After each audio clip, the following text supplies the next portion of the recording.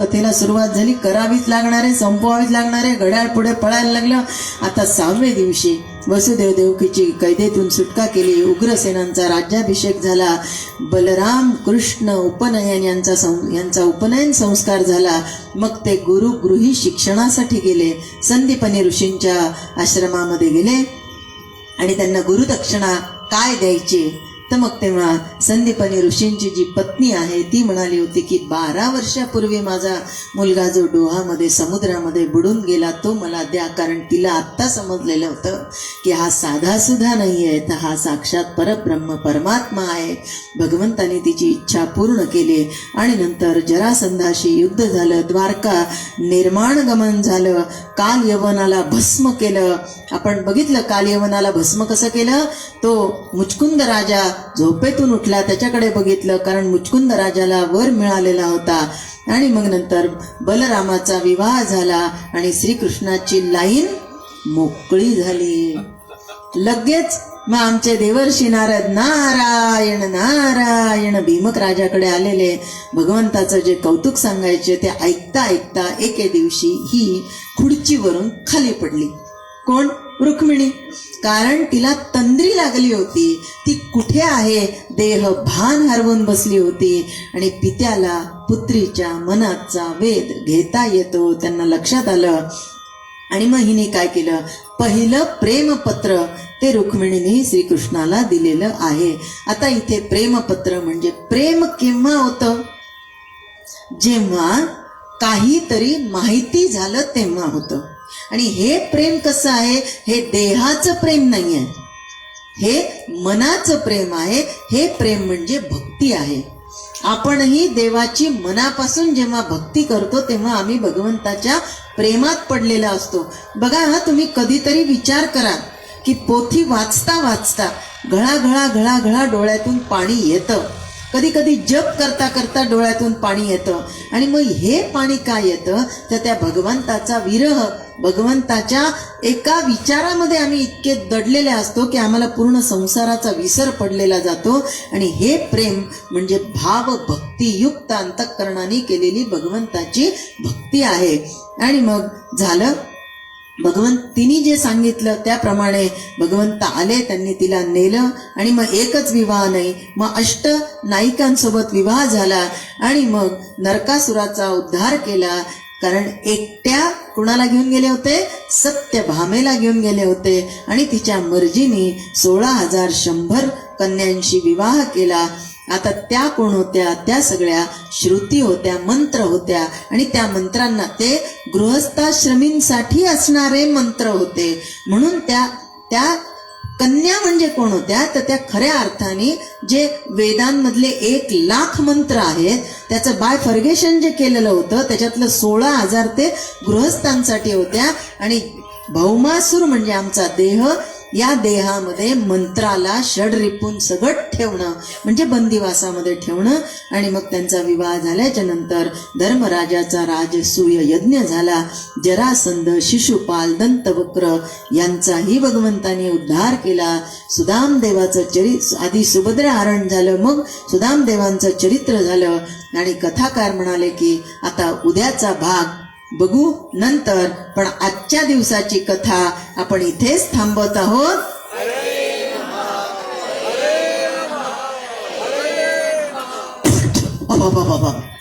आज तर फारच जोरात आवाज आला हो, तुम्ही ऐकला? अहो हो, कालच्या पेक्षा आज जोरात होता. आता म्हणतात जाऊ द्या, आधीच उशीर झाला म्हणे, कुठं बघत बसायचं इकडं तिकडं. उद्या आलं की आधी आपण तेच काम करू बर का. कुठून आवाज येतो ते उद्या मात्र छडा लावायचाच. झालं, 7व्या दिवशीच्या कथेला सुरुवात झाली. सगळ्यात पहिल्यांदी सुरू झाले ते 11 स्कंद. त्या 11 स्कंदातले दत्तात्रयाचे अर्थात अवधूतांचे 24 गुरु यदू आणि अवधूत संवादातून सुरू झाले. एक एक एक एक एक एक एक एक गुरु झाले.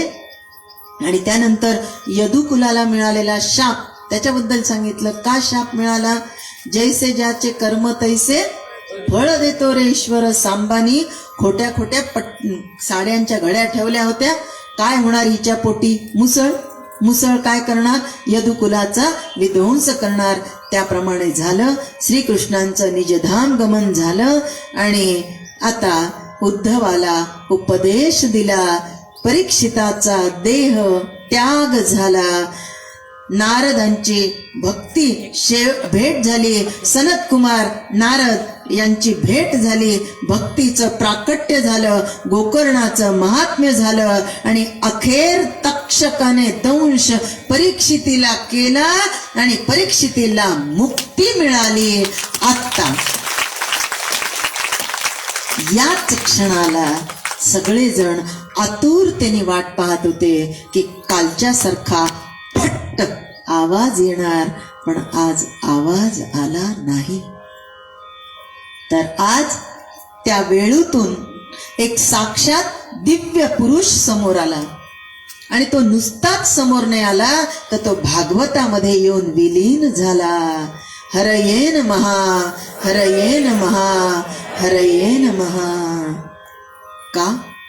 कारण 7 प्रकारच्या शुद्धी या मोक्षासाठी गरजेच्या आहेत. तो कोण होता? तो तर पिशाच्य होता, वेळूमध्ये जाऊन बसला होता.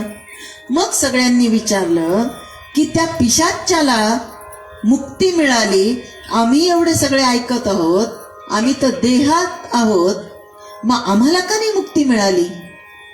त्यावेळेस सांगितल्या गेलं की बाबा रे, 7 प्रकारच्या शुद्धी जोपर्यंत होत नाहीत तोपर्यंत मुक्ती मिळत नाहीत. मग भागवत ऐकायचं कसं?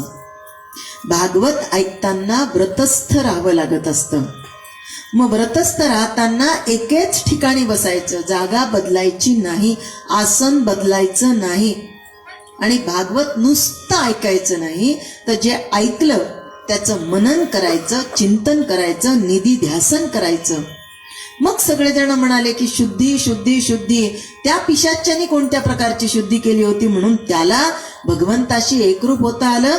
तर पहिली आहे देशशुद्धी, दुसरी आहे कालशुद्धी, तिसरी आहे मंत्रशुद्धी, चौथी आहे देहशुद्धी, 5वी आहे विचारशुद्धी, 6वी आहे इंद्रिय शुद्धी आणि 7वी आहे द्रव्यशुद्धी. या शुद्धी जेव्हा होतात त्यावेळेस भगवत प्राप्ती होते. त्यांनी एका आसनावर बसला, मनन चिंतन निधी ध्यासन केलं, उपवास केला. आता उपवास म्हणलं की तोंडाला नका पाणी सुटू देऊ हं प्लीज, नाही तर लगेच एकादशी आठवेल आणि सगळे पदार्थ डोळ्यापुढे ते नाही. उपवास, उप म्हणजे जवळ आणि वास म्हणजे राहणे. भगवंताच्या सानिध्यात सातत्याने ते पिशाच्य राहिलं म्हणून त्याला मुक्ती झाली. हरये नमः, हरये नमः, हरये नमः. राधे राधे, राधे राधे, राधे राधे. झालेली सेवा माझे सद्गुरू शांती ब्रह्म श्रीमंत संत श्री एकनाथ महाराज यांच्या चरणावर अर्पण करते. यातलं जर काही चुकलं असेल तर ते माझं, आणि जर योग्य असेल तर ते माझे सद्गुरू शांती ब्रह्म एकनाथ महाराज यांचं. परत पुढच्या वर्षी 30 नोव्हेंबरला आगमन होईल आणि 1 डिसेंबरला आपली कथा सुरू होईल. पण तोपर्यंत माझी एक तुम्हाला सगळ्यांना विनंती आहे. विनंती करू शकते का? आपल्याजवळ या ज्या पुस्तिका दिलेल्या आहेत त्या पुस्तिका निदान एकादशीच्या दिवशी तरी वाचा. कारण तुम्ही सगळे वर्किंग आहात, तुम्हाला इतका वेळ नाही मिळणार. पण एकादशीच्या दिवशी तरी चतुश्लोकी भागवत वाचा. आणि ज्यांना चतुश्लोकी भागवत रोज वाचणं शक्य आहे त्यांनी रोज वाचा. आणि ज्यांच्यापर्यंत पुस्तिका आल्या नसतील त्यांनी झेरॉक्स करून घ्या. पण चतुश्लोकी भागवत सगळ्यांनी मुखोद्गत करा. आणि मागणं मागायचं असतं असं म्हणतात. मागणं मागायचं कुठे? तर कुठे कमी पडलं तर मागायचं. इथे जे मागायचं त्याच्या भरभरून मिळालं. आणि एक टॉप सिक्रेट सांगू का? प्रत्येक भागवताच्या समाप्तीला मी भगवंताकडे प्रार्थना करते की भगवंता ही सेवा अशीच अखंड राहू दे. इथे मला मागायची गरज नाही, पहिले दिवशी दादांनी सांगितलं की दरवर्षी आपली ही सेवा राहणारच आहे आणि म्हणून मला मागणं काही शिल्लक राहिलं नाही. मी आपल्या सगळ्यांपेक्षा वयाने, गुणांनी, सर्वार्थाने, ज्ञानाने लहान आहे. फक्त नाथांनी अधिकार दिला म्हणून हे व्यासपीठ धारण केलं. या व्यासपीठावरून बोलताना मी तर बोलून गेले नाहीये, बोलविता धनी माझे सद्गुरू आहेत. त्यामुळे पुढे तुम्ही जगदीश मूर्ती श्रोते असून तुम्ही मला जी प्रेरणा दिली त्या प्रेरणेला मी हृदयस्थ ठेवते आणि तुमच्या सगळ्यांच्या ऋणात राहू इच्छिते. इथे माझी मैत्रीण जी अपर्णा कुलकर्णी, तिच्यामुळे काकूंची ओळख झाली. त्यांच्याकडे आता त्यांना काकू म्हणावं लागतं, खरं तर त्या माझ्या आई आहेत. भावनेने आई आणि वडील दोघांनी उभं राहा आणि सगळ्यांना नमस्कार करा समोर उभं राहून.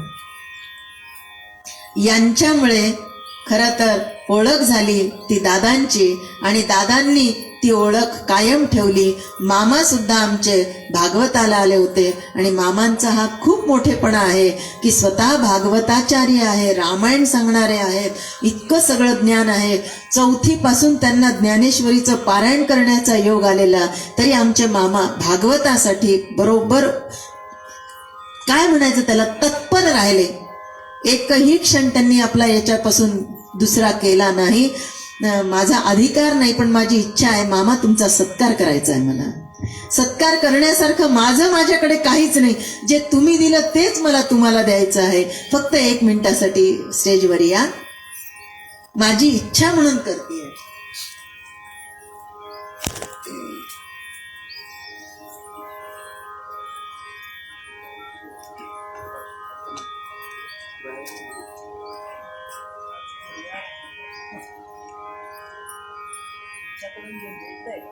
अनमोल आहे, त्याचं मोलच करू शकत नाही.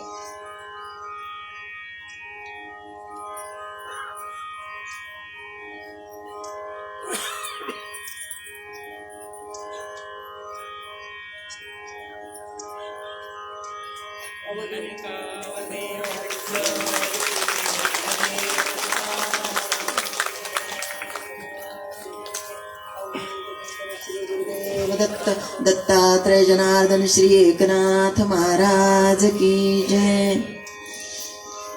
आजची कथा आपण इथे थांबवावी लागत आहे म्हणून थांबवतोय. माझ्याकडनं जर काही चुकलं असेल, उशीर झाला गेला असेल तर त्याचा दोष मला नाही. तुम्ही सगळ्यांनी प्रेरणा दिली, शांत राहिलात, आशीर्वाद दिले म्हणून कथा संपन्न झाली. तुमचं क्रेडिट तुम्हालाच. तुम्ही श्रोते जगदीश मूर्ती,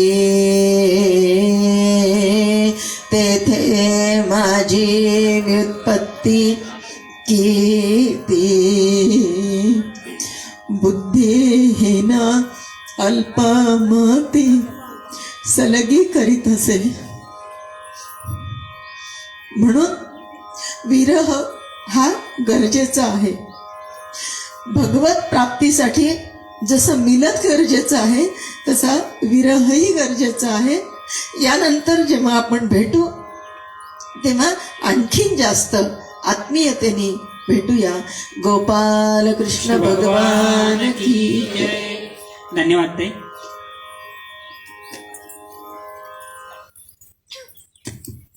धन्यवाद.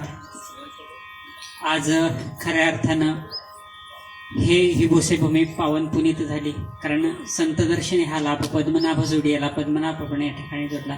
एकच सांगतो कथेविषयी, एक छोटंसं उदाहरण देतो. यानंतर सुनील तात्या आपलं मनोगत व्यक्त करणार आहेत. एकदा पंढरपुरामध्ये महाद्वाराच्या समोरती एक लहान बालक गोपीचंदन विकत होतं. आणि ते गोपीचंदन विकत असताना एक परदेशी पाहुणा पांडुरंगाच्या दर्शनाला आलेला होता. आणि पांडुरंगाच्या दर्शनाला आलेल्या पाहुण्याने विचारलं, अरे बाबा गोपीचंदन केवढ्याला आहे? त्यांनी सांगितलं 10 रुपयाला वडी. 10 रुपयाला वडी सांगितलं. म्हणजे 10 रुपयाची वडी ठीक आहे म्हणजे मी तुला 10 रुपये देतो, परंतु याची व्हॅलिडिटी किती आहे म्हणून त्यांनी विचारलं. त्या मुलाला विचारलं, ह्या गोपीचंदनाची व्हॅलिडिटी किती? तो मुलगा म्हटला, या गोपीचंदनाची व्हॅलिडिटी मला काही माहिती नाही, पण हे गोपीचंदन तुम्ही ज्या वेळेला कपाळाला लावाल त्यावेळेला तुमची निश्चित व्हॅलिडिटी वाढेल. आज तुमच्या कथेनं आमची निश्चित व्हॅलिडिटी वाढली, एवढंच बोलतो. यानंतर कोरके परिवाराचे बोलताय. यानंतर कोरके परिवाराच्या वतीनं सकाळचे पत्रकार सुनील तात्या या ठिकाणी आपलं मनोगत व्यक्त करतात. खरोखर काय बोलावं ताई हेच आम्हाला समजत नाही. कारण समोर बसलेली आमची आई आणि स्टेजवर बसलेली आमची माई या आम्हाला दोघी सारख्याच वाटायला लागल्यात. आणि हे भागवताची फलश्रुती आम्हाला मिळाल्याचा भास व्हायला लागला. जन्मोजन्मीचे संचित भेट झाली अकस्मात, आता सोडिता सुटेना तंतू तंतू प्रीतीचा सुटेना. अतिशय सहज सोप्या भाषेत, अलंकारित शृंगारिक भाषेत तुम्ही आम्हाला अगदी रुंजी घालत भागवताच्या जवळ नेलं. अमृत कलश आम्हाला दिला. तो कलश आमच्या आयुष्यभर पुरेल. आणि तुमच्या येण्यानं आमच्या कुटुंबात चैतन्य निर्माण झालं. हे चैतन्य केवळ तुम्ही निर्माण केलं आमच्यात असं आम्हाला वाटतं.